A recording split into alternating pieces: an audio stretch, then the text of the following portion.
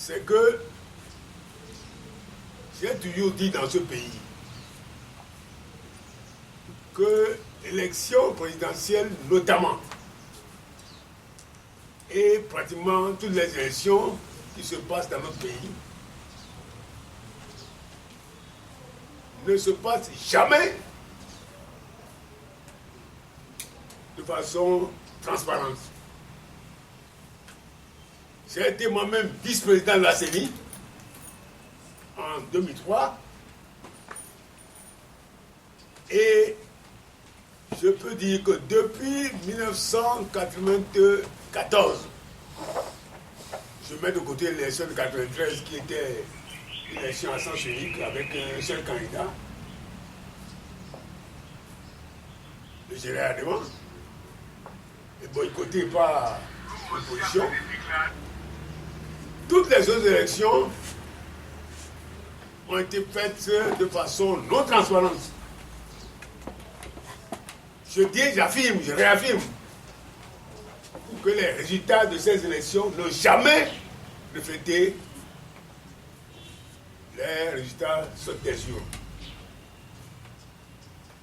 Alors, nous nous demandons, est-ce que nous allons faire la même chose en 2020? Devant cette situation, regardez le Togo. Hier, il y a eu la fête de Noël. La veille, il y a eu le 24, donc la veille de Noël. Est-ce que vous avez vu une fête ici, là, à Lomé? Moi, je n'en ai pas vu. Je ne sais même pas s'il y a eu fête dans le pays. La morosité est extraordinaire. Hier, quand j'étais sorti pour aller voir ce qui se passe dans la ville, en dehors des messes, j'ai vu des gens s'agglutiner autour des ronds-points où il y a des effets lumineux. C'est tout. Les gens étaient agglutinés là-bas pour voir un spectateur. Est-ce que c'est ça la fête? Alors que quand on dit fête de Noël, mais la vie de Lomé bougeait. Je suis convaincu que le 1er janvier, ça va être la même chose. C'est parce que la situation politique togolaise est telle qu'elle est que nous assistons à cette situation dramatique au niveau social.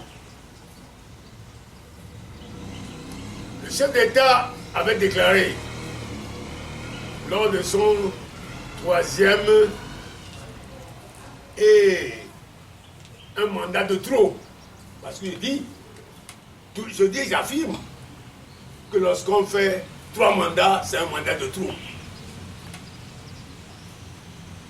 Lorsqu'on fait 2 mandats, ce qu'on doit faire pendant les 2 mandats, on doit déjà les avoir faits.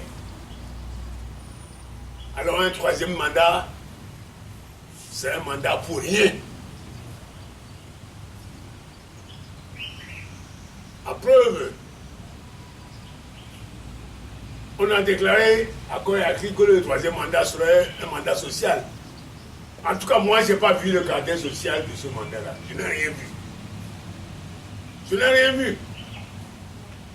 Est-ce que c'est ça? Est-ce que c'est ça? Et on veut faire un 4e mandat. Pourquoi faire? Dans certains pays, que ce soit en Afrique ou ailleurs, les 2 mandats, ça fait 8 ans. Lorsque les 8 ans sont passés, on estime que tout ce que vous pouviez faire en 8 ans, vous ne pouvez pas faire plus. Les Américains n'avaient pas inscrit ça dans leurs conditions jusqu'au XXe siècle. Et pourtant, ils se sont conformés à cette règle. Et c'est pour ça, je répète, les États-Unis sont le pays le plus développé dans le monde. À cause de l'alternance. Et nous avons fait 3 mandats. Moi, je n'ai rien vu au bout de ce 3e mandat. Et nous voulons faire encore un 4e mandat. Pourquoi faire? Pourquoi faire? Pour faire quoi? Pourquoi faire? Je répète, pourquoi faire? Pour faire quoi? Donc, devant ces situations, et devant le fait que lorsqu'on fera l'élection présidentielle au Togo en 2020, je suis convaincu que les choses se passeront de la même manière que cela s'est toujours passé. Soit en 1998, où on renverse les résultats, soit en 2003, où les résultats qui étaient sur les ordinateurs étaient différents des résultats qui étaient dans les bureaux de vote, étaient différents des résultats annoncés. Ou, tout bonnement, en 2015, des personnes cagoulées, membres des forces de sécurité, débarquent à la CENI, menacent le président de la CENI, lui donnent un résultat qu'il va lire, alors même qu'il n'avait pas encore fait le débrouillement. Alors que le général Sangaré, envoyé par la francophonie,